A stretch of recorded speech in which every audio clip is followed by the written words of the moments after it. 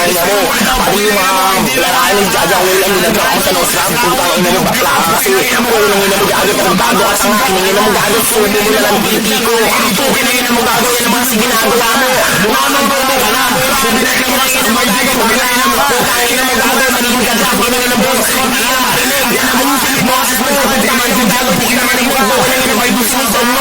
Pero di ko na nagdyan ka gago, hoy, tama mo, huwag mo siya ng klase, huwag mo siya ng mga huwag mo siya ng mga nagkatano ka, nakita mo pinagdyan sa mga gago, hindi mo sabihin dito, hindi magagawa na mo, putang ina mo, hindi mo magaling ko dahil sinasabi ko yung baby gago, putang ina mo, baka yung baby gawin mo, sabi mo sa iyo ng gago,